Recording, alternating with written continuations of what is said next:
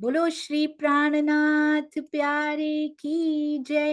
बोलो श्री सतगुरु महाराज की जय। पन्ना धाम की जय। सर्व सुंदर साथ की जय। आप सभी सुंदर साथ जी के चरणों में कोटि कोटि प्रणाम जी। और देश विदेश के भावों में आज फिर से रिज्यूम कर रहे हैं, फिर से कंटिन्यू करेंगे जयपुर सुंदर साथ जी के प्रेम भीने भावों के साथ। और सुंदर साथ जी, ये थंबनेल बनाने की अति सुंदर सेवा हमारे कमलेश भाई जी की ओर से। हमारे जो बच्चे बनाते हैं उनके एग्जाम आ गया तो वो बिजी हो गए। रात को यहाँ पे काफी समय हो चुका था किसी सेवा में, तो तुरंत भाई आगे आए कि दीदी आप नहीं, ये मैं ही बनाऊंगा। आपके चरणों में हर प्रकार की सेवाओं के लिए प्रेम प्रणाम जी। आइए चलते हैं। प्रियांशी बिटिया प्रणाम जी। प्रणाम जी। हाँ जी, आप शुरू कर सकते हैं बेटा। बोलिए श्री प्राणनाथ प्यारे की जय। बोलिए श्री सद्गुरु महाराज की जय। सभी सुंदर साथ जी के चरणों में कोटि कोटि प्रेम प्रणाम जी। आज हम नन्हे सुंदर साथ जयपुर यानी गुलाबी नगरी के भाव आपके सामने प्रस्तुत कर रहे हैं। तो पहले मेरी प्यारी सखी अंगना जुनेजा वाणी गायन करने आ रही है।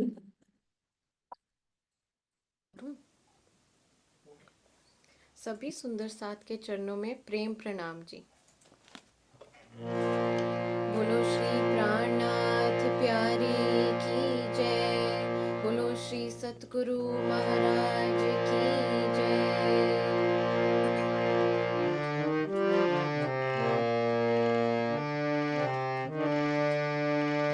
देखो नैना नूर जमाल, देखो नैना नूर जमाल, जो रूहों परसन फूल, जो रूहों परसन फूल, अरवा होए जो अर्स की, सूझिन जाओ खिन भूल।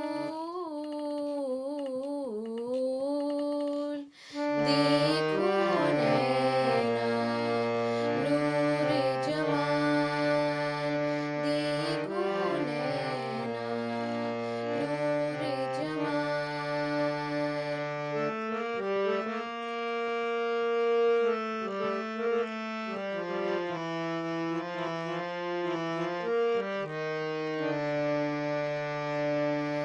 गुण नैनों के क्यों कहूँ, रस भरे रंगीले। गुण नैनों के क्यों कहूँ, रस भरे रंगीले। मीठे लगे मरोरते, मीठे लगे मरोरते, अति सुंदर अलबेले। देखो नैना नूर जमाल, देखो नैना नूर जमाल, जो रूहों परसन फूल, जो रूहों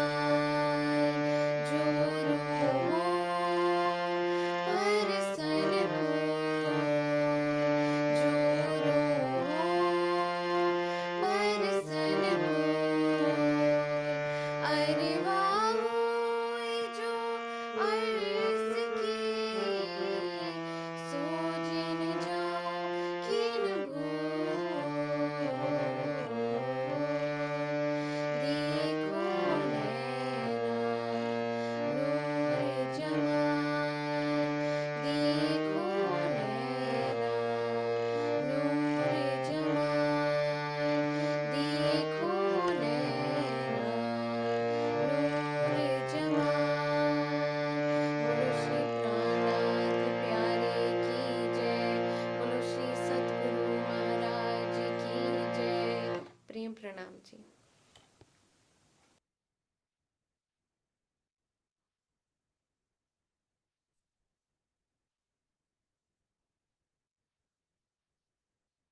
प्रेम प्रणाम जी, बहुत ही प्यारा वाणी गायन, आपके चरणों में कोटि कोटि प्रेम प्रणाम जी।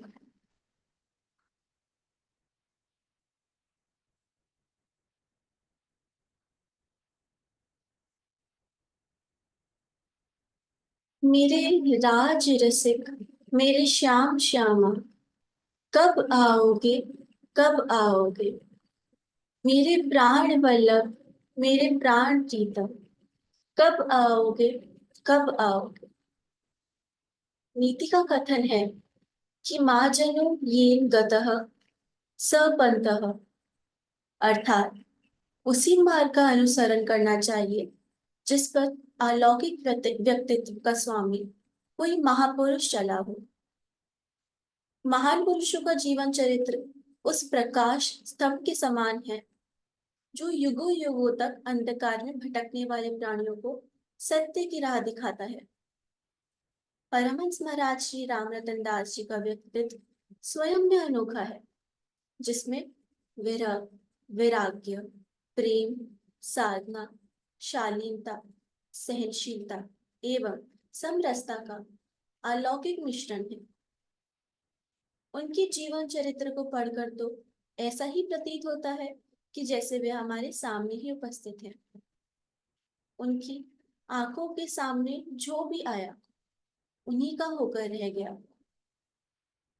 सदगुरु महाराज श्री राम रतन दास जी की कृपा की छाप तले आज हम सब उनके नन्ही प्रेमी मायरा, अध्ययन, हृदय, संयम, माणिक और प्रियांशी उनके जीवन लीला पर प्रकाश डालने का प्रयास कर रहे हैं। आशा है ये आपको रुचिकर लगेगा। यदि इसमें कोई भूल हो तो हम क्षमा प्रार्थी हैं।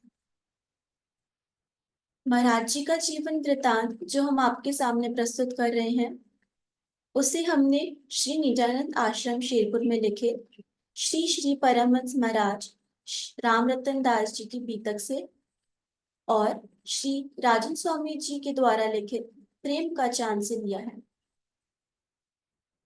जिसे शुरू कर रही है हमारी प्यारी मायरा सखी।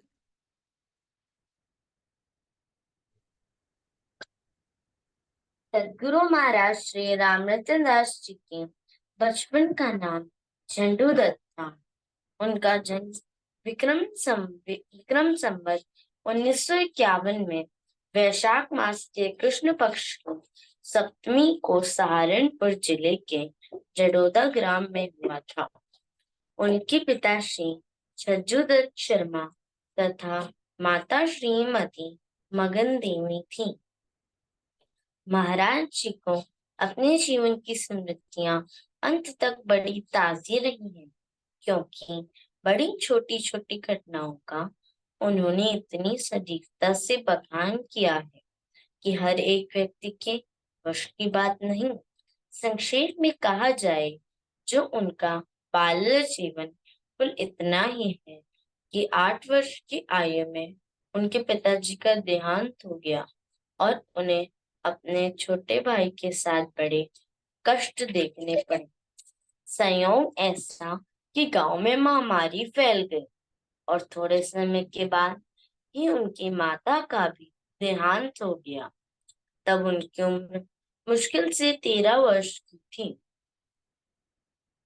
थोड़े समय उनके ताऊ जी ने और बाद में उनकी बुआ जी ने दोनों बच्चों को पाला और छोटी सी 15 वर्ष की आयु में उनकी शादी कर दी। 16 वर्ष की आयु तक पहुंचते पहुंचते उनके घर में एक कन्या का भी जन्म हो गया। इनका मन संसार से उचट गया। मोड़ा मुख फिर मोड़ तोड़कर रात ढली होगी आधी, निकल चले हम घर से बाहर, सुरता साथ साथ भागी। 3 रोज भूखे करने के बाद विचार आया मन में, दुनिया में कुछ नहीं दिखता है जो है प्रभु के दर्शन में। दुनिया में कुछ नहीं दिखता जो है प्रभु के दर्शन, मगर प्रभु इतनी आसानी से नहीं मिलते। कि जब चाह हमने उससे पा लिया। जो प्रभु की खोज में निकले हैं बड़े भटके हैं, और भटकना सबके लिए जरूरी सा है। प्रभु की खोज तो ऐसी है, जब कोई खोजी उसके लिए निकलेगा तो पीड़ा से तो उसे गुजरना ही होगा। इसलिए महाराज रामनंद दास जी निकल पड़े भूखे प्यासे उस प्रीतम की खोज में, जिसके साथ उन्हें अपने सच्चे रिश्ते का आभास मिल गया, जिसके साथ उन्हें कुछ ऐसा आभास मिल गया कि उनका असली संबंध परमात्मा से है। उनकी रात की नींद खो गई, उनका खाना पीना हराम हो गया। घर से निकलने पर जब वे बनारस होकर गुजर रहे थे, उन्हें यह विचार भी आया कि कुछ विद्या भी सीख लेनी चाहिए। ऐसे सोचकर गाड़ी से बनारस स्टेशन पर उतर गए, पर भीतर लौ तो दूसरी ही लगी थी। इसलिए तुरंत ख्याल आया, हम उतर गए स्टेशन पर, अपना मन चाहा कर डाला, तो फिर मन कुछ डावाडोला। विद्या ही पढ़ी यदि तेने, क्या विशेष कुछ प्राप्त हुआ। सभी शास्त्री पंडित फिरते, जीवन में उनके क्या हुआ, जीवन में उनके क्या हुआ। ऐसे विचार उनके मन में भीतर से उठते तो वो एकदम घबरा जाते। एक तरफ उन्हें बाहरी जगत की एक बात स्पष्ट दिखती कि किसी प्रकार जो लोग विद्या ग्रहण नहीं कर पाए हैं, वे कर भी क्या रहे हैं, निरक्षर रहकर ही इधर उधर मारे फिरते हैं। और दूसरी ओर भीतर से यह विचार भी आते कि पढ़कर पढ़कर भी सिवाय पैसा कमाकर बच्चों के पालन के, क्या पढ़ाई लिखाई से किसी को परमात्मा का पता लगा है? यदि नहीं, तो तू भी क्यों अपने जीवन को इस भारी विद्या की खोज में गंवाने जा रहा है। कहते हैं 8 दिन तक रोज वे विद्यालय के दरवाजे तक जाते रहे, और हर दिन उन्हें भीतर से कोई रोक लेता। 9वें दिन जब विद्यालय के द्वारे आकर खड़ा हुआ, उसी तरह से अंतर में वह संघर्ष आरंभ हुआ।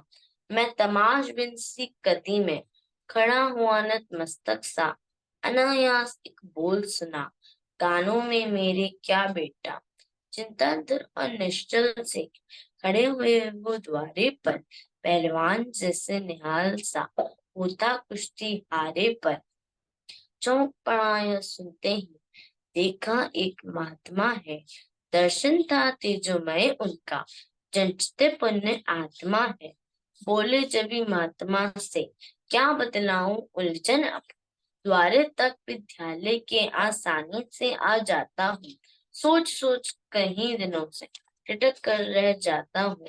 रोक रही जाने अंदर, तुरंत युद्ध सा छिड़ा हुआ, वशीभूत हूँ अंतर सुन के, जैसे कि हूँ बंधा हुआ। विवश लौटना पड़ता यहाँ से, समझ न आती यह लीला। आप अगर समझा सकते हो, मुझ पर बड़ी होगी कृपा। अपने मुंह से ऐसी सुनकर महामुनि बोले मुझसे, क्यों लोगी लौकिक विद्या में, क्या हासिल तुमको इससे। विद्या है केवल पारलौकिक, क्या प्राप्त अगर करना चाहो, जगन्नाथ जी जाकर के जगन्नाथ को अपनाओ, दर्शन साक्षात हो, कल्याण तुम्हारा कर देंगे। जा बेटा झूली विद्या की, वे पूर्ण रूप से भर देंगे। हो गए अलग कहकर इतना, हम तख्त रह गए कहाँ गए। दोहराते ये मन जो महापुरुष ने वचन कहे, भटके को जैसे मार्ग मिला, डूबे को मिला सहारा सा। इस जीवन को एक लक्ष्य मिला, फिरता था मारा मारा सा। इस जीवन को एक लक्ष्य मिला, फिरता था मारा मारा सा। इस तरह हम देखते हैं कि जब कोई उस परम की खोज में निकल पड़ता है, तो उसे मार्गदर्शन भी स्वतः उसकी ओर से मिलने लग जाता है।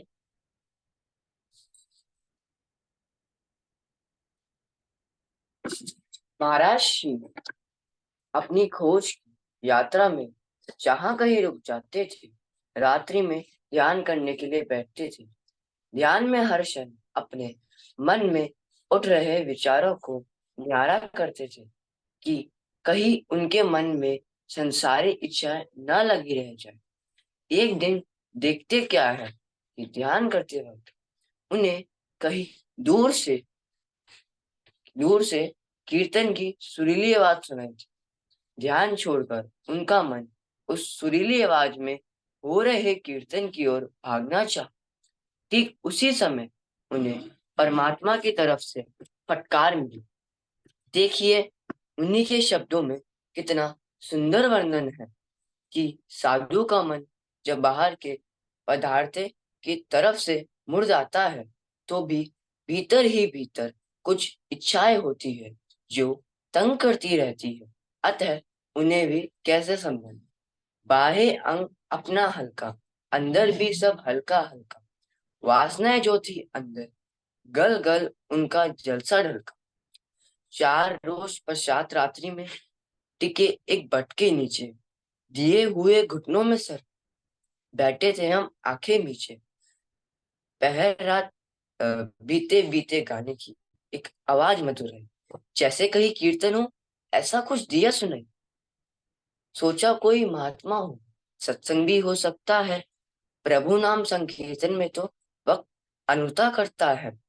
दिन व्यतीत हो चलते चलते, रात कटे सत्संग में जाग। सुरता चली वहां की अपनी, हम भी छोड़े चले आसन। पहुंच गए जब निकट पहुंची, जा हो रहा था गायन। लालटेन बुझ गई एकदम, गायन बंद हुआ एक साथ। ईट शुरू हुई हम पे आती, मिली दक्षिणा हाथों हाथ। उस प्रसाद को पाते ही लौट आसन को हम तत्काल। आसन पर जब जा बैठे, दोनों हाथों से पीते गाल। करीब प्रतिज्ञा अब आइंदा, आसन कभी ना छोड़ूंगा। यदि छोड़ा तो भय के मोह को अच्छे ढंग से तोड़ूंगा। तू भागा इस पर ललचाकर, चाह रहा तारा शकना। बिना बुलाए अन्य जगह पर, बोल किसे ना पड़ता पिटना। तू भी अपना मित्र नहीं है, जान लिया है रसभोगी। तुझ ही से सम्मान रखना, कसम है मुझको अपनी।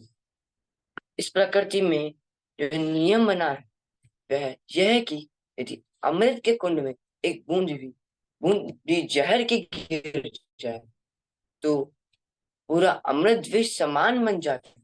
परंतु परमात्मा के जगत में यह नियम विपरीत होकर काम करता है। वहां विष में एक बूंद अमृत गिर जाए तो सारा विष अमृत बनना शुरू हो जाता है।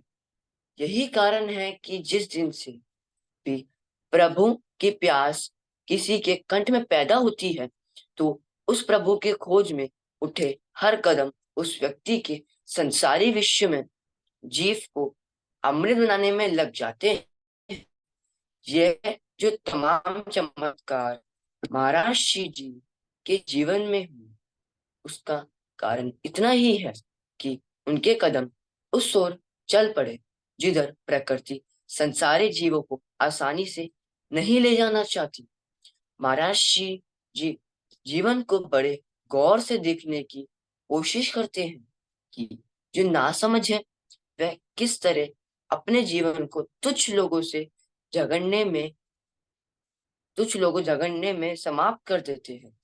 उनके भीतर जो सुख की इच्छाएं भी उठ रही है, ये इतनी क्षुद्र बातों को लेकर होती है कि उनकी पूरी में न तो शक्ति बसती है, न समय बसता है, न चेतना बसती है कि वह जीवन के श्रेष्ठ तत्व की ओर प्रवाहित हो सके। अपने त्याग में साधु जीवन में जो सत्य महाराज श्री जी के हाथ लगा वह यह है कि यदि बाहर कुछ भी नहीं रहे मनुष्य के पास तो भी भीतर से यदि वह समृद्ध है, उसका कुछ नहीं बिगड़ता। और दूसरे जो बाहर से अपने को हर तरह से सुरक्षित करने में लगे हैं, वह भी अंत में यही पाते हैं कि उनकी सारी सुरक्षाएं उनके बंधनों में बदल बदल गई है। एक बड़े सिद्ध महात्मा जी के दर्शन करते हुए महाराज श्री जी को एक बड़ी महत्वपूर्ण सिखावनी मिली, जिसे वह इस प्रकार वर्णन करते हैं। रजनी बीती आनंद सहित प्रातः जब चलने की ठानी, आशीर्वाद अपना देकर वो महापुरुष बोले, वाणी यदि साधनाओं का स्वाद अमर ये बस हो सकना, तो इस जीवन में 4 बात अपनी है, याद सदा रखना। तजना अधिक वस्त्र और जूते, संग महात्माओं के रहना, दूध दही गुट पान माई के, कर से कभी ना गहना। माई अगर घर नौत बुलाए, मत उसके नौते जाना, कहीं फिरो पर इन्हें न करना, जाओ यही था समझाना। एक महात्माओं के वचनों ने इतना हल्का किया हमें, जाना कितने हल्के होंगे और मिले यदि जीवन में। इल्लत कटी बोझ धोने से लदे लदे से फिरते थे, अब साधु से भी लगते हैं, तब गृहस्थी से लगते थे। जितना भी संग्रह हो पल्ले, मोह सभी में रहता है। मोह मूल मूल का माया का प्राणी, इसमें उलझा रहता है। नुक्सा भला महात्मा जी ने दिया है इनके आभारी, साथ साथ वस्त्रों के बाती अपनी ममता भी सारी। होकर के निर्धन यात्रा पर अब चले लपक करके, रात काटते बैठे बैठे घुटनों में सर ढक करके। अब साधन सा जचा हमें कुछ, आया लुत्फ फकीरी का, हो गई चिंता भस्म चिता सी, पाया राज फकीरी। महाराज जी की अध्यात्म की समझ यह रही है, जैसे उन्होंने संसार की सभी वस्तुएं त्याग दी, वैसे ही अब संगी और साथी भी त्यागेंगे। वे अकेले ही काफी हैं। जन्मों जन्मों बहुत साथी बनाए, सब व्यर्थ हो गए। पाया आखिर में कि वे अकेले ही हैं। ऐसा नहीं है कि उनकी पत्नी और बच्चों ने संगी न बनना चाहा होगा, पर उनका अनुभव यही रहा कि जो भी उनके संगी बने, दुख के कारण बने।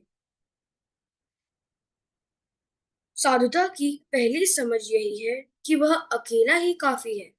चाहे सुख हो या दुख, वह उसे अकेला ही भोगना चाहेगा। साधुता की मुख्य निशानी है अकेले रहने का साहस। यही कारण है कि बहादुर से बहादुर मनुष्य अकेला नहीं हो पाता। कम से कम तलवार व बंदूक तो साथ रखता ही है।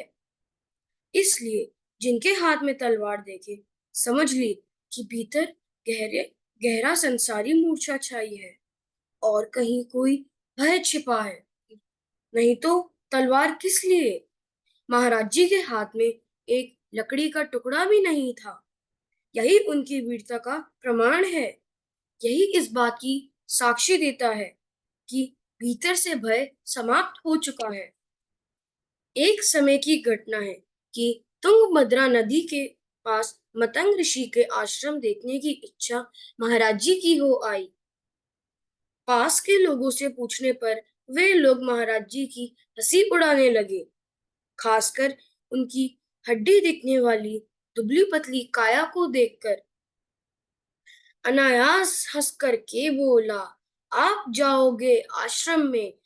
तुम जरूर जाओ बाबा जी, ताकत दिखती है तुम में। जहां आज तक गया न कोई, गया तो वापस नहीं हुआ। अव्वल तो पहुंचा नहीं ऊपर, रास्ते में ही काम हुआ। अपनी ओर मुखाकृति करके खिलखिलाहट की हंसी हंस। साधुओं की जमात ने इस प्रकार महाराज जी के उत्साह को ठंडा किया। पर महाराज जी भी अपने में एक अनोखे थे। उनकी व्यंग्यपूर्ण हंसी को देख सीधे ही बिना किसी से मार्ग की अन्य बातें पूछे चल पड़े। हंसी व्यंग्य की सी सुनकर हम आश्रम से निकल पड़े। जिधर बुद्धि ने मार्ग बताया, उसी दिशा को निकल पड़े। विकट चढ़ाई थी पर्वत की, एकदम खड़ी नाम को ढोल। अगर बीच से फिसले कोई तो बस पहुंचे जाए पाताल। वृक्षालिंगन किए हुए थे, आपस में थे गुथे हुए। जंगल था गुंजान भयानक, पगडंडी वन में अनजान। भय न मौत का सीध नाक की, बढ़ गए हम भी ऊपर। अब आश्रम दृष्टि में आया एक चौतरे के ऊपर। महाराज जी ने उस आश्रम में पहुंचकर एक खास बात देखी कि वह पहाड़ी चट्टान के एक ऐसे चबूतरे पर बना है कि उस पर चढ़ना बहुत मुश्किल है। सोचा कि अवश्य ही मतंग ऋषि ने इसे अपनी एकांत साधना के लिए बड़ा ही अनुकूल पाया होगा, क्योंकि इस सुनसान जंगल में जहाँ हिंसक पशु इधर उधर घूमते रहते हैं, यदि वे बार बार उनके पास आते जाते रहें तो वे उन्हें ध्यान नहीं करने देंगे। महाराज जी किसी प्रकार एक जगह से जड़ें पकड़ पकड़ ऊपर पहुंच ही गए। देखा तो उस आश्रम की छटा देखकर उनकी तबीयत फड़क गई और उनके भीतर एक विचित्र सी हालत हो गई। हृदय देखकर मनमोहक उनके मिलने का चाव हुआ। किस प्रकार के होंगे वे जिस घर ये भाव हुआ। है विरक्तता का प्रतीक जिस जगह उनका वास था। हृदय मचल उठा दर्शन को, क्योंकि बेचारा प्यासा था। 3 खंड का वह आश्रम था और पूरा का पूरा साफ सुथरा था। कोने में एक झाड़ू पड़ी थी, एक आसन बिछा था और पास एक दूनी से धुआं भी निकलता दिखाई दिया। महाराज जी को ऐसा लगा कि वहां कोई महात्मा जी रहते हैं, कहीं इस वक्त चले गए हैं। महाराज जी बैठकर उनकी प्रतीक्षा करने लगे। बहुत देर बाद उन्हें ऐसा महसूस हुआ कि कहीं ऐसा तो नहीं कि महात्मा जी उनको दर्शन ही नहीं देना चाहते हो। देखा सूर्य देव अस्ताचल के अति निकट लगे पाए, और भयानक वन पर्वत सब अंधकारमय हो आए। अगर महात्मा दर्शन देते तो टिकना था ठीक यहाँ।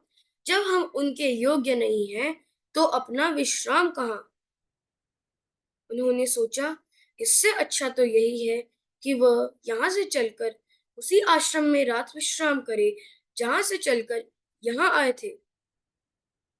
इतना विचार कर उन्होंने वहां से जिस मार्ग से चढ़कर आए थे वहीं से उतरकर नीचे जाने के लिए प्रस्थान किया।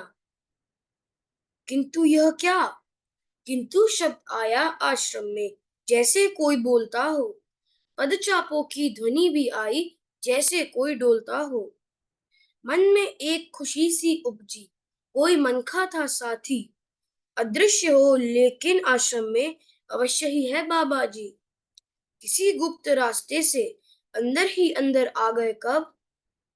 होते ही संकल्प पूर्णतः पैर मुड़े दर्शन को तब।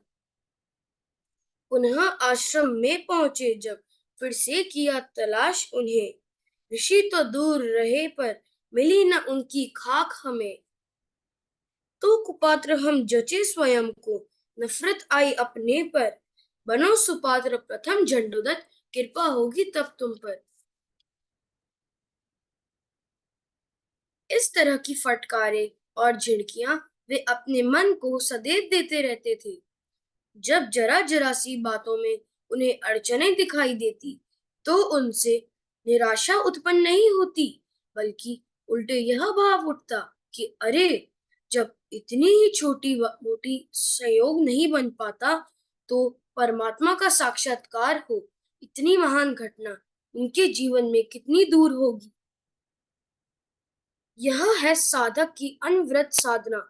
वह प्रतिपल अपने को निहारता रहता है कि कहाँ कहाँ ठोकरें खा रहा है और कैसे कैसे वह संसारी उपद्रवों से विचलित हो उठता है। जब इतनी प्यास से महाराज जी अपने भीतर की प्रतिक्रियाओं के प्रति जागरूक हो गए तो उन्हें साफ साफ दिखने लगा कि उनका मन भी कितना क्षुद्र है, कि सबको खोजने में लगा है सिवाय एक परमात्मा को छोड़कर। इसका परिणाम यह होता है कि परमात्मा तो मिलते ही नहीं, अन्य सभी खोजों में से भी कुछ नहीं मिलता। सिर्फ दौड़, धूप और आखिर में राख हाथ में लगती है। वह राख भी क्या है? केवल आशाएं ही आशाएं, कल्पनाएं ही कल्पनाएं। महाराज जी श्री रामकृष्ण दास जी ऐसे ही साधुओं में एक परम साधु हुए, जिन्हें जीवन की श्रेष्ठतम निधि का पता लगा।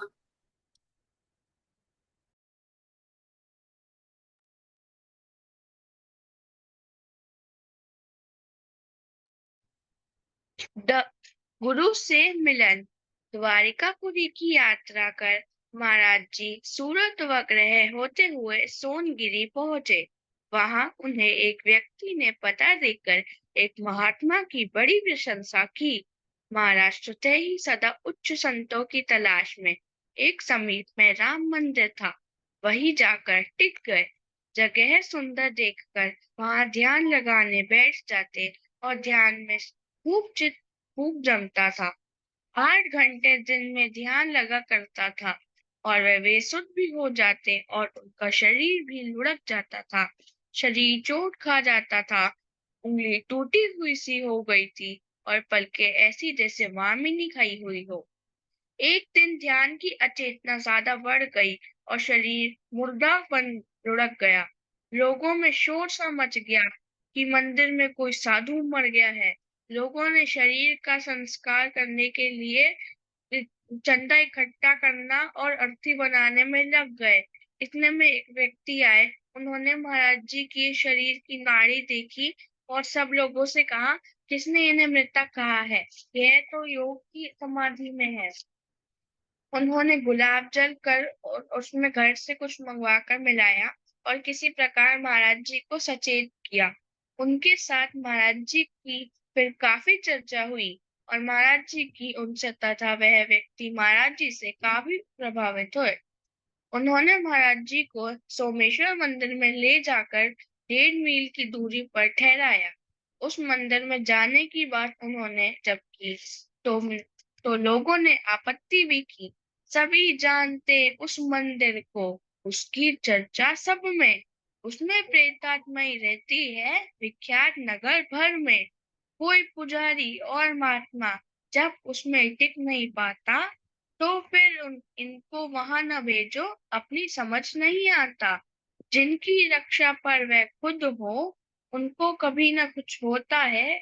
मरने वाले ही मरते हैं, उन्हीं को सब कुछ होता है।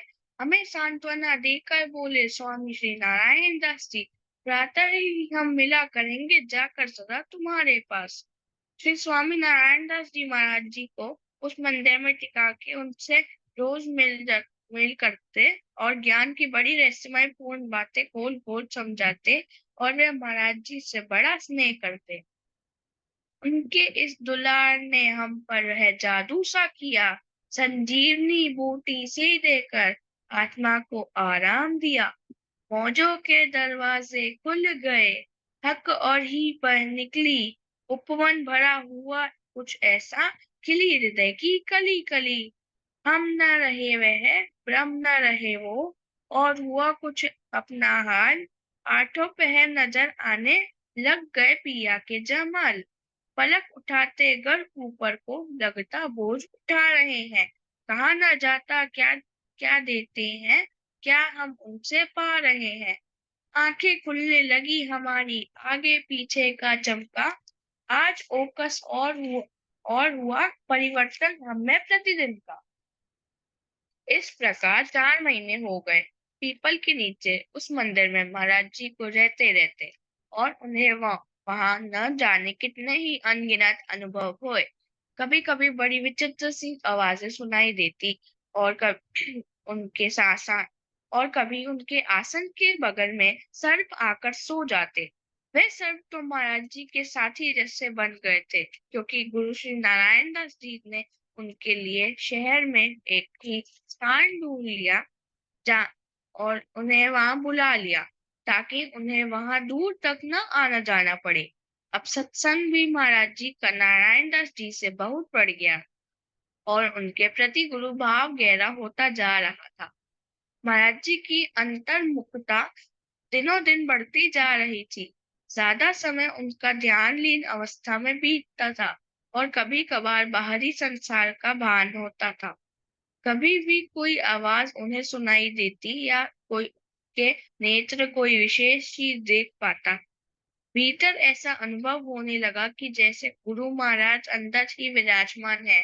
जो भी प्रश्न मन में साधन के संबंध में आते हैं, उनका जवाब भीतर से ही गुरु जी देते जाते हैं। यदि कुछ समाधान चाहा तो कर लेते थे निसंकोच। साक्षात उत्तर मिलता था। गुरुमूर्त के गुरुमूर्त से हमको बेरोक, मानो सन्मुख ही बैठे हो, समझाते हो अपने को, साक्षात स्थापित अपने में गुरुमूर्त को। वाणी से जो भी कह देते 100% वह होता ही। जिस प्रकार कार्य होना होता था, कार्य सब कुछ हो जाता थी। उस स्थित सद्गुरु स्वरूप से नृत्य छिड़ा रहता सत्संग, परम धाम आदि विषयों पर जारी रहते सदा प्रसंग। फिर भी उन्होंने एक दिन अपने गुरु जी से प्रार्थना की कि आप हमारे भीतर विराजमान हो। जब जो पूछा, हम जैसे एक तुच्छ दास को बख्शी इतनी कृपा प्रभु। जब जो पूछा उत्तर देते, जब जो चाहा दिखला देते। बतलाकर दिखाते सब कुछ, किया आपने हमें निहाल। खाली कोठा पूरा कर कंगाल बनाया माला माल। बख्शी जब इतनी कृपाए, तो एक और दे दो प्रभु दान। डाल ले लो आसन अंतर में, सदा सदा को कृपा निधान। पकड़ लिए पग हमने बढ़कर, चरण धाम हम बैठ गए। देख आग्रह इस प्रकार का, पहले कुछ क्षण हम मौन रहे।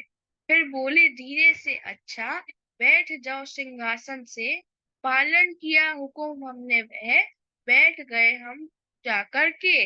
करने लगे पान गुरुमूर्त पी गए अंदर छवि उनकी। कुछ क्षण के पश्चात हमारे अंदर एक शक्ति उभरी। कहते हैं वह शक्ति जो उनके भीतर उमड़ पड़ी, उसने उनके भीतर बड़ा परिवर्तन कर डाला। छोटे व्यक्तियों पर तो उन्हें बड़ा प्यार आने लगा, और यदि कोई प्रतिष्ठित शान वाला व्यक्ति उनके आसपास भी आता, तो उन्हें कीट समान लगने लगता। यदि कुछ पूछताछ की जाए तो उनका उत्तर सिर्फ 2 शब्दों में होता था, और यदि कोई चतुराई से उनके साथ उलझने की कोशिश करता, तो वह मुंह पर एक चाटा खा जाता। और भी कई प्रकार से वह अपने को शक्तिशाली अनुभव करने लगे। एक बार महाराज जी ने एक गांव में किसी औरत के रोने की आवाज सुनी। पता लगाया तो मालूम हुआ कि एक विधवा स्त्री के एकमात्र जवान बेटे को सांप ने काट लिया है और वह मरा सा हो गया है। महाराज जी के हृदय का करुणा प्रवाह रोके ना रुक सका, और उधर वह स्त्री भी बेचारी उनके चरणों से लिपट गई। छोड़े पैर ना उस बुढ़िया ने चक्कर में फंसा खड़ा। श्री सद्गुरु महाराज करेंगे कृपा, मुंह से निकल पड़ा। नहीं उठाना सूर्योदय तक, जल प्रवाह भी मत करना। गुरु महाराज ठीक कर देंगे, श्रद्धा चरणों में रखना, श्रद्धा चरणों में रखना। इतना कहकर महाराज जी तो उस गांव से चल पड़े। बाद में गांव वालों को तो विश्वास हुआ नहीं, इसलिए वे तो सुबह ही उस लड़के के दफनाने की तैयारी में लग गए। किंतु उस बेचारी बूढ़ी औरत का ममता से भरा हृदय यह स्वीकार नहीं कर सका कि उसका बच्चा मर चुका है। उसने जिद की और सूर्योदय तक किसी भी गांव वाले को उसके शरीर को हाथ ना लगाने दिया। प्रभु की कुछ ऐसी कृपा रही कि सूर्योदय के थोड़ी देर पश्चात ही उस बच्चे ने आंखें खोल दी और वह उठ खड़ा हुआ। पूरे गांव में बड़ा ही कौतूहल का वातावरण बन गया और महाराज जी की तलाश होने लगी। लेकिन महाराज जी तो इन बावलों से पहले ही अपना पीछा छुड़ाकर गांव से रवाना हो गए थे। महाराज जी कहते हैं कि जब से गुरु महाराज ने हमारे ऊपर कृपा की है और हमारे भीतर अपनी शक्ति डाली है, तब से उन्हें अपने गुरु की शक्ति का जगह जगह भान होता रहता। जब से गुरु महाराज हमारे उर में बैठे थे आकर, क्या बतलाएं क्या हो गए हम उन्हें हृदय में बिठला कर। जैसे हम किसी के संग हैं, ऐसा हमें लगा करता। इकले कभी न रहते थे हम, बीज नाश समझो डर का। चढ़े हुए मानो हम कोई पर्वत सी ऊंचाई पर, मानव छोटे लगते जब हम दृष्टिपात करते उन पर। साथ साथ दुर्बल भी लगते, चाहे हाथी हो आगे। हमसे लोग लगे डरने कुछ, निज स्वभाव ऐसा पाके, निज स्वभाव ऐसा पाके। इस सांप काटे लड़के के जीवित हो जाने का समाचार बहुत जल्दी ही महाराज जी के सद्गुरु के पास पहुंच गया, तो उन्होंने इनको बुलवाने के लिए अपना लड़का भेजा। लड़के से गुरु जी के समाचार सुनकर महाराज जी उनसे मिलने चल दिए। 3-4 दिन यात्रा के पश्चात वे उनके चरणों में पहुंच गए, परंतु गुरुदेव कुछ रुष्ट से थे और उन्हें देखते ही डांटते हुए बोले कि अब तो इतना बड़ा शक्ति वाला हो गया है कि मुर्दे को जिंदा करने लगा है और प्रकृति के मार्ग में बाधा बनने लगा है। अब बता कि उस लड़के की जगह यमराज के पास कौन जाएगा? मुर्दे को जीवित करना कोई खेल नहीं है कि जिसको चाहा जिंदा कर दिया। अब बताओ कि उसकी जगह कौन जाएगा? महाराज जी के मुख से अचानक उत्तर निकला कि मैं जाऊंगा उसकी जगह। गुरु ने उत्तर दिया कि ठीक है, तो फिर तू तैयारी कर ले, स्नान कर इस आसन पर लेट जा और इस चादर को कफन समझ ओढ़ ले। जैसा गुरु जी ने कहा वैसा ही महाराज जी करते गए। रम गए हम अपने ख्याल में, ज्ञात नहीं क्या हमें किया। कुछ क्षण में आई अचेतना, बाहर ज्ञान समाप्त हुआ। कितनी देर रही ये हालत कुछ अनुमान नहीं इसका, लेकिन आंख खुली अपनी तो अजीब ही था नक्शा। श्री सद्गुरु की जगह राज जी मुस्कुराते बैठे बैठे दी आवाज, रतन अब उठो, हम चोला ले उठे। हुआ यहाँ क्या अब से पहले, अपने को कुछ ज्ञात नहीं। लिपट गए श्री राज शरण से, चारु चरण में झुक जमी। सावधान हो रतन बाई सुन, जो चोला तुमको बख्शा। झंडूदत्त परातम भेजा, इसमें तुम्हें प्रविष्ट किया। इस चोले में बैठा कायमी की लीला करनी है अब। अभी उतरते हैं हम तुम पे, बैठो सावधान हो अब। फौरन ही सुन इन शब्दों को, बैठ गए आसन लेकर। एक प्रकाशा उतरा जैसा, कोटि सूर्य उतरे अंदर। अगला पिछला ज्ञान हुआ सब, समझ आई सारी लीला। दुख का खेल खिला है क्यों कर, इसका सारा राज मिला। अगले रोज घटी एक घटना, श्री सद्गुरु का वह लड़का जिसकी धर्म पत्नी मर गई थी, अनायास ही धाम गया। बड़ा एक धक्का सा पहुंचा, पूछो मत जो दुख दिया। लगते के लगते रह गए, पक्षी ने प्रस्थान किया। दा पुष्पादिक कर्मों से दिवस तीसरे जब निपटे, श्वेत वस्त्र अधिक लाकर सद्गुरु ने हमें प्रदान किए। मंत्र तारतम दिया साथ ही, बिठला आसन पर हमको। इस प्रकार की संपदा कर सद्गुरु से प्राप्त, शक्ति अपने बीच में जची हमें पर्याप्त। जहाँ मौज हो जाओ विचरो, इस प्रकार आदेश मिला। श्रीमुख से आज्ञा पाते ही गुरुगृह से प्रस्थान किया। गुरुगृह से प्रस्थान किया। कुछ दिन इधर उधर यात्रा करते हुए फिर महाराज जी अपने गांव जड़ोदा पांडा जिला सहारनपुर में आ गए। घर के लोग उनको 6 वर्ष बाद देखकर बड़े प्रसन्न हुए, क्योंकि उन लोगों ने तो सोच रखा था कि वे शायद इस संसार में ही ना हो। जिस लड़की को छोड़कर गए थे वह बड़ी हो गई थी और उनकी पत्नी भी कुमलाई कुमलाई सी हालत में हो गई थी। एक बार उन सबके जीवन में प्रसन्नता की लहर दौड़ गई। उनकी बच्ची की शादी होने जा रही थी। उनके दोनों लड़के अपनी अपनी शादी कर चुकने के बाद जीवित नहीं रहे। उनकी विधवा पत्नियां इस वक्त आश्रम में बड़े प्रेम से सेवा मग्न रहती हैं। आश्रमवासी उन्हें भाभी कहकर बड़ा ही सम्मान देते हैं। महाराज जी कुछ दिन जलोदा में रहे और अपने घर में ना रहकर एक मंदिर में रहने लगे। पर उस मंदिर के पुजारी ने उनकी मान्यता बढ़ते देख उनको बहुत परेशान किया और वह स्थान छोड़ने पर मजबूर कर दिया। अतः महाराज जी जड़ोदा के पास ही मील भर दूर जो शेरपुर गांव था, वहां जाकर एक कुएं के पास बैठ गए। उनके लिए उनके भक्तों ने शीघ्र ही एक कुटी तैयार की और बाद में तो उनके स्थान की शोभा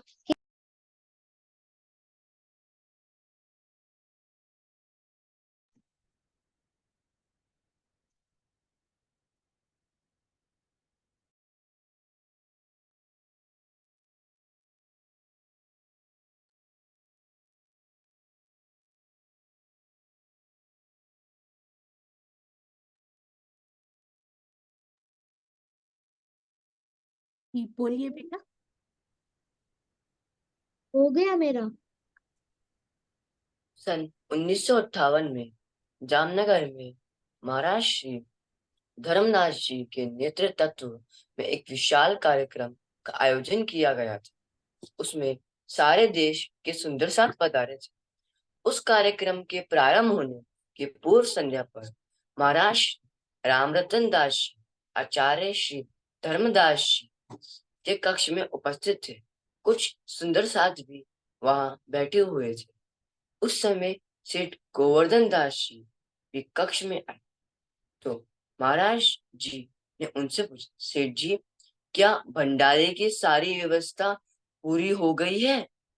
गोवर्धन दास जी ने कहा, महाराज श्री जी, और सब तो ठीक है, किंतु लड्डू कम पड़ेंगे। महाराज श्री रामरतन दास जी को सेठ जी की बात पसंद नहीं आई। उन्होंने कहा, सेठ जी, श्री राज जी के भंडार के प्रति कभी भी कमी शब्द का प्रयोग नहीं करना चाहिए। आपको ऐसा कहना चाहिए कि कुछ और लड्डुओं की आवश्यकता है।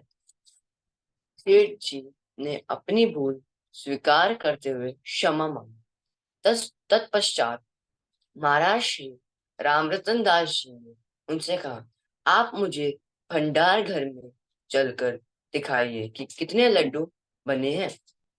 महाराज श्री जी को लेकर सेठ जी भंडार में गए। उसे देखकर महाराज श्री जी ने स्पष्ट रूप से कह दिया, यही बहुत है, अब और बनवाने की कोई आवश्यकता नहीं है। जब कल आप भोजन प्रारंभ करवाइएगा तो मुझे अवश्य बुलवाने का कष्ट कीजिएगा। दूसरे दिन भोजन से पूर्व सेठ गोवर्धन दास जी, परमहंस महाराज श्री रामरतन दास जी सहित अन्य कहीं महाराजों का भंडार में ले गए। वहां जाकर महाराज श्री जी ने अगरबत्ती जलाकर तारतम का पाठ किया और भोजन प्रारंभ करवा दिया। उन्होंने सभी को आश्वस्त कर दिया कि श्री राजश्यामा जी की कृपा से किसी भी वस्तु की कमी नहीं पड़ेगी। बहुत ही विचित्र सा चमत्कार हुआ। साप्ताहिक कार्यक्रम पूरा होने के पश्चात भी कई कमरों में लड्डू बचे रह गए, जिसे सब सुंदर साथ को घर जाते समय प्रसाद के रूप में वितरित किया गया। इस प्रकार जो सुंदर साथ जामनगर नहीं पहुंच सके थे, उन्होंने भी उस लड्डू का प्रसाद ग्रहण किया। जहां लड्डू के कम होने की आशंका जताई जा रही थी, वही आवश्यकता से भी अधिक लड्डू उपलब्ध रहा। जिस ब्रह्ममुनि सदगुरु के धाम हृदय में प्रियतम पर ब्रह्म की शोभा विराज रही हो, उनके निर्देशन या उनकी कृपा की छाप तले होने वाले किसी भी कार्यक्रम में भला किसी वस्तु की कमी कैसे रह सकती है? कमी तो केवल वहां होती है जहां अपने धन बल एवं जन बल का अहंकार होता है। जिनकी स्नेहमय गोद में हजारों सुंदर साधने अपनेपन की शीतल एवं सुगंधित बयार का अनुभव किया, जिनके नेत्रों के सुधापान से परितृप्त हजारों सुंदर साथ आनंद के सागर में विहार करने लगे हों, जिनके दर्शन मात्र से लाखों जीवों ने स्वयं को गदगद माना हो और उस अनंत भव सागर को पार कर लिया हो जिसमें वे लाखों जन्मों से भटक रहे थे, जिनकी सानिध्यता प्रियतम पर ब्रह्म के आभा मंडल की छाया का एहसास कराता हो।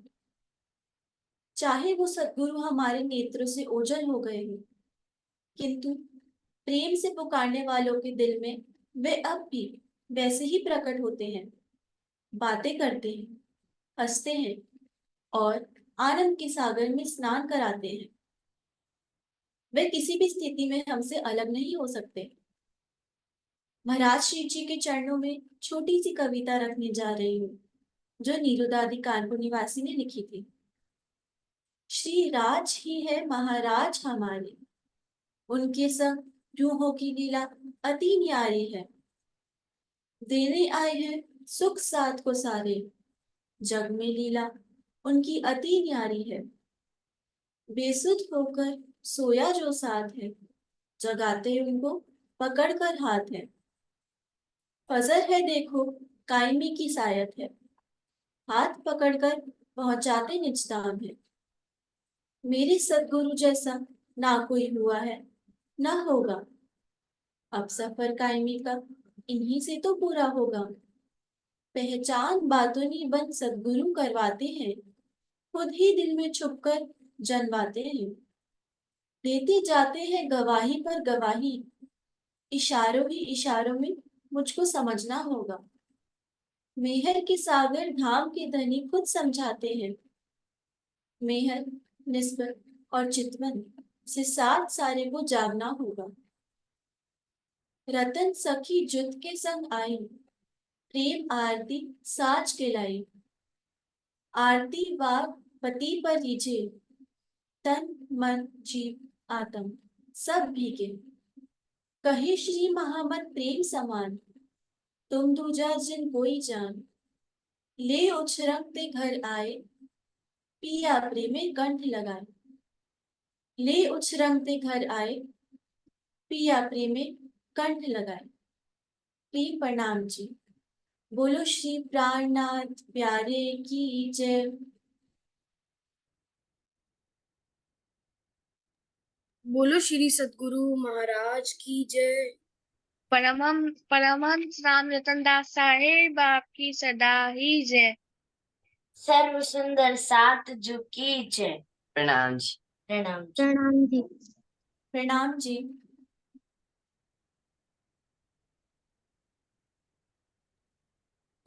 हाँ जी, सुंदर साथ जी, ये छोटे छोटे प्यारे प्यारे सुंदर साथ ने देखिए सुंदर साथ जी क्या कर दिया। माहिरा प्रणामी जी, अध्ययन सुखीजा जी, हृदय सुखीजा जी, संयम खेतरपाल जी, मानिक प्रणामी जी, प्रियांशी जुनेजा जी, अंगना जुनेजा जी, आपने इतना सुंदर किया है बेटा। कभी सोचा भी नहीं था कि बच्चों के मुख से महाराज जी की बीतक इतनी प्यारी लगती है और हमारे दिल को इतना छूकर चली जाएगी। ये विषय आपने चुना सबसे पहले महाराज जी के बारे में बोलने का, उस विषय को ही प्रणाम, उस विचार को प्रणाम। और जो बच्चों को तैयार कराया ना आपने सुंदर साथ जी, अति सुंदर। पहले ये बताइएगा कि ये लिखा किन्होंने है? साथ साथ में महाराज जी के उसमें से पंक्तियां भी ली गई हैं उनकी बीतक में से। ये किन्होंने लिखा है? शिल्पा जी प्रणाम जी। प्रियांशी बेटा किन्होंने लिखा है ये? शिल्पा जी प्रणाम जी। ये वो महाराज जी की बीतक है, शेरपुर के प्रताप सिंह जी ने लिखी थी और स्वामी जी के टीके से भी लिया था। उन्होंने भी प्रेम का चांद लिखा है, उनके वहां से लिया था ये दोनों। जी, तो ये संकलन किसने किया, किसने इकट्ठा किया दोनों को? आपने? चांद आंटी, हाँ चांद आंटी ने मिलके, हमने मिलके किया। जी, चांद आंटी और शिल्पा जी ने मिलकर ये कितना सुंदर संकलन किया दोनों को मिला के। अति अति अति सुंदर। और ये बच्चे यहाँ पे रुकने नहीं चाहिए, इनको बहुत जल्दी रिकॉर्डिंग करने के लिए कुछ विशेष हम लोग कर रहे हैं, रिकॉर्डिंग, वीडियो रिकॉर्डिंग्स। इन सब बच्चों को शिल्पा जी आप कांटेक्ट कीजिएगा, आपको भेजे जाएंगे बहुत जल्दी, तो इनसे रिकॉर्डिंग भी करवाइएगा। बहुत सुंदर बेटा, आप सब पर धनी जी की खूब खूब मेहर बरस रही है। और आपके जो माता पिता है ना, उनको बहुत बहुत बधाई हो कि इस प्रकार के संस्कार इन बच्चों को दिए कि कितनी सुंदरता से, कितने धैर्य से, कितने पेशेंस से वो बैठे रहे। और आप सब इतने प्यारे लग रहे हैं आज, व्हाइट एंड पिंक कलर पहन के। ऐसा लगा नहीं कि हम फिजिकली एक मंच पे बैठ के जैसे कार्यक्रम सुनते हैं ना, ऐसा लगा ही नहीं कि आज हम जूम पर बैठे हुए हैं। ऐसे लगा जैसे शेरपुर आश्रम में बैठकर आप सभी सुंदर साथ के मुख से महाराज जी की जीवनी, उनकी बीतक के प्रमुख प्रसंग, कितनी मेहर बरसी होगी सुंदर साथ जी इतने दिनों से, कितनी मेहर बरसी होगी जब से ये लिखना शुरू किया गया होगा, जब इन बच्चों ने तैयारी शुरू की होगी, पूरा परिवार संलग्न हुआ होगा और आज सुबह तैयारी करके बैठे होंगे। बहुत बहुत बहुत सुंदर। मैं निशब्द हूँ जयपुर सुंदर साथ के इस भाव के सामने। सबको कोटान कोट प्रणाम जी। इस बारे में दुष्यंत भैया जरूर अपने भारी शब्दों से इन सभी बच्चों को आशीर्वाद देंगे। प्रणाम जी भाई। प्रणाम जी सोनिया दीदी, प्रणाम जी सुंदर साथ जी। सुंदर साथ जी, हृदय इतना अभिभूत है कि शब्द नहीं निकल रहे। परमहंस महाराज श्री जी की जो जीवनी जितनी बार भी पढ़ी जाए, उसमें इतना इतना भारी सिखापन है जीवन के लिए। आज जो जयपुर के बाल सुंदर साथ जी ने ये बीतक की संक्षिप्त बीतक, बहुत ही सुंदर, और गुलाबी नगरी से हैं तो उनके नन्हे गुलाबी चरणों में सादर प्रेम प्रणाम जी। इन बच्चों में प्रियांशी जुनेजा जी, अंगना जुनेजा जी, माहिरा प्रणामी, हृदय सुखीजा, अध्ययन सुखीजा, संयम क्षेत्रपाल और मानिक प्रणामी जी, सभी बच्चों ने इतना सुंदर और ना केवल पढ़ा बल्कि भाव युक्त, उनके चेहरे पे, उनकी बातों में जो भाव थी सब, और साथ में सोनिया दीदी ने जो महाराज श्री जी की छवि साथ में दिखाई, तो हृदय बिल्कुल भर गया आनंद से। और याद आ गई श्री अपने महाराज जी के श्री चरणों की, जैसे समाधि में शेरपुर पहुंच गए हों। सभी सुंदर साथ, सभी बाल सुंदर साथ को इतना प्यार, राजी महाराज इनके जीवन में को मेहर से सराबोर रखें। बहुत ही आनंद आया। और महाराज जी के जीवन चरित्र जिसने एक शब्द पढ़ा या सुना है, उनके जीवन में तो मेहर की कोई कमी होने वाली ही नहीं है, क्योंकि राजी किसी न किसी माध्यम से आके जागनी कार्य करते हैं। और अभी आपने एक उदाहरण, छोटा सा उदाहरण दूं, सभी सुंदर साथ जो बैठे हैं ध्यान से, जिन्होंने महाराज जी के जो फोटो या उनका स्वरूप देखे हैं, कि सामान्य जगत में किसी भी व्यक्ति का जो विभिन्न अवस्था के फोटोग्राफ्स हैं, वो आप पहचान लोगे कि ये अमुक व्यक्ति सब में है। लेकिन महाराज श्री जी के जितने स्वरूप हैं, जितने चित्र हैं अलग अलग, किसी अनजान व्यक्ति को अगर दिखाते हैं तो वो ये कह नहीं सकता कि ये एक ही व्यक्तित्व है, ये भिन्न भिन्न व्यक्तित्व वो बताएगा। तो ऐसी अलौकिक लीला को जो मैं चाहता हूँ सोनिया दीदी कि हम सबको भी सौभाग्य मिले कि आपके मुखारबिंद से एक बार बीतक हो। महाराज जी ऐसा करें, ऐसी सभी सुंदर साथ की इच्छा है। और वो दिन आएगा, उसमें जो रस है वो अलग तरह से हमें वो आनंद जरूर सुनने को मिलेगा। इन बाल सुंदर साथ के चरणों में कोटान कोट प्रणाम। इनके अभिभावक जो माता पिता सुंदर साथ हैं, जिन्होंने तैयारी की, और हमारी चांद दीदी जिन्होंने लिखा, सभी के चरणों में कोटि कोटि प्रेम प्रणाम। और ये जो ये हमारा भविष्य है। ये जागनी के, ये बाल सुंदर साथ आने वाले समय के जागनी के स्तंभ बनेंगे। ऐसा महाराज जी की मेहर रहे। तो ये मैं इस अवसर पर बस शब्द नहीं निकल रहे, क्योंकि महाराज जी की जब बात होती है तो शब्द मूक हो जाते हैं, हृदय भर आता है। प्रेम प्रणाम जी। इससे पहले एक बात और कहना चाहूंगा कि जो सिंधी चर्चा दीदी आपने की, जो आपके मुखारबिंद से राजी ने की, करवा रहे हैं, उसमें उन्होंने एक चौपाई में कहा कि जब ये मैं तड़पती हुई देखती हूँ ना इन अंगनाओं को, तो मुझे भी रोना आ जाता है और मैं आपकी तरफ खिंची चली जाती हूँ। तो इसका आशय ये हुआ, जो मेरे हृदय में एक लाइन आती है कि जब उनकी अंगना विरह से युक्त होती है, तभी राज्य की तरफ खिंचती है। तो लगता है वो प्रेम और विरह वो कलश है ज्ञान पर, यो इलम के विलास के ऊपर जो प्रेम का कलश है, वो विरह और प्रेम है। विरह प्रेम आने के बाद ही राज्य की तरफ जो हमारा खिंचाव होगा, तो वो इस प्रेम मंदिर से बनता जा रहा है।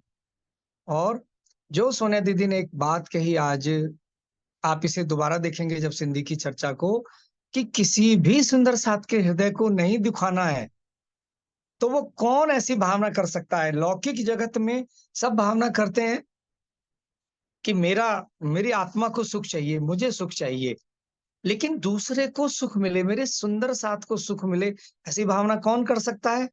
कौन सबसे बड़ा आशिक है? यहाँ खेल में निश्चित हो गया है, हमारे प्रियतम ही सबसे बड़े आशिक हैं।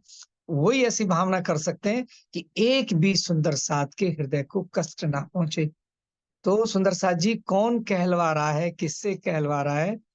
स्वामी जी की टीका से प्रेम का वो जो बीज हमें दिख रहा है, उस बीज को थोड़ा वृद्ध करके जो उसमें पुष्प दिखाई दे रहे हैं, वो इस प्रेम मंदिर में हमारी सोनिया दीदी के मुखार बिंद से दोबारा सुनने पर गहराई पता लगती है।